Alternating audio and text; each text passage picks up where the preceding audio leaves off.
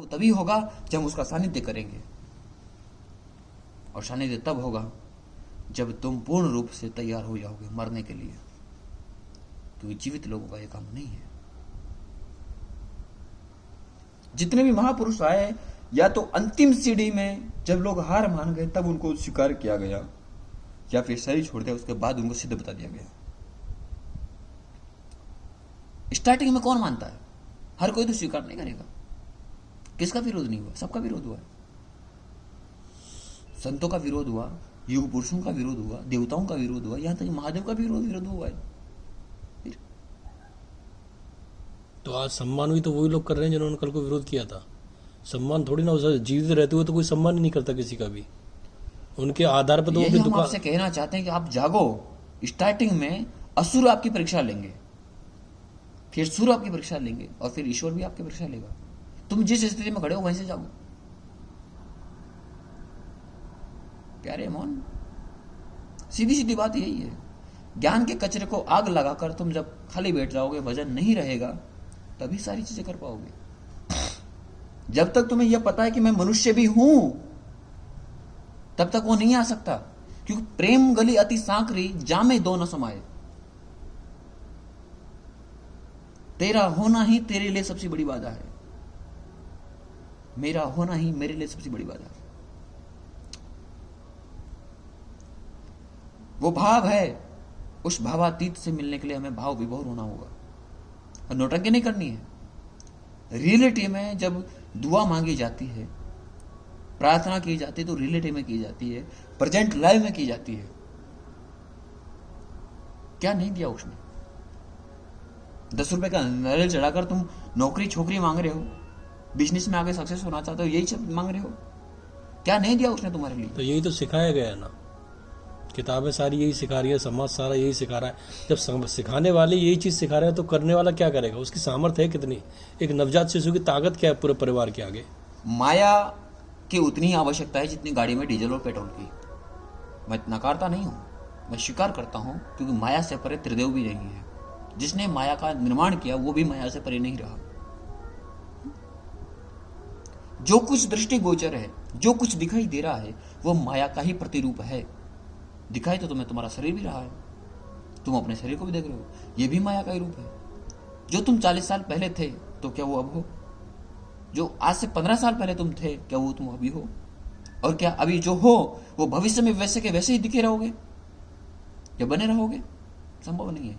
प्रकृति परिवर्तनशील है और माया भी परिवर्तनशील है। जो कुछ दृष्टिगोचर है वो माया है, अति आवश्यक है। माया का होना जरूरी है, क्योंकि तुम शरीर में हो, ये शरीर भी माया ही है। साइंटिस्ट अभी तक ये नहीं खोज पाए कि आत्मा दिखती कैसी है, कौन सी शक्ति है जिसकी वजह से मनुष्य जिंदा है। बिलीफ सिस्टम सबका है, सबको पता है। इस्लाम जिसमें रूहानी कहता है, सनातन इसको आत्मा कहता है, कुछ पढ़े लिखो इसको विल पावर कहते हैं। खेल में ना फंसो। शब्दों का खेल एक महाजंजाल है, और इस जंजाल में फंसने वाला मुक्त नहीं हो सकता, वो मारा जाएगा। जितना तुम ज्ञान अर्जन करोगे, चाहे किसी भी वेदांत के आधार पर हो या सिद्धांत के आधार पर होगे, मारे जाओगे। अनुभव से चलो। सारा जीवन तो यही सिखाया जा रहा है ना उसके समाज के आसपास में। भेड़ चाल मत चलो। वो करे क्या व्यक्ति? उसे तो ये भी नहीं पता कि भेड़ चाल नहीं चलना होता है। वो तो उसी में तो जीवन निकालना है उसको, और कैसे है? कोई बताने वाला ही नहीं है।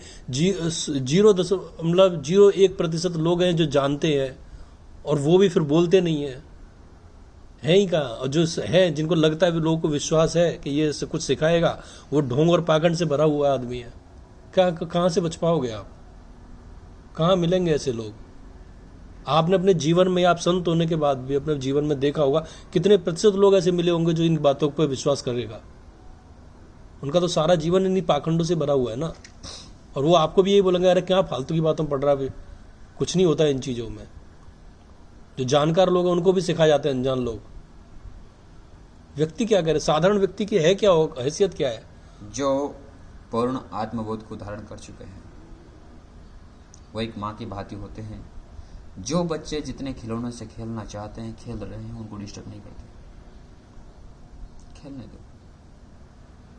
तो वो खेलते खेलते तो इतना समस्या खड़ी हो गया, इंसान जीना मुश्किल होगा, उसका सांस लेना मुश्किल हो रहा है, करे क्या वो?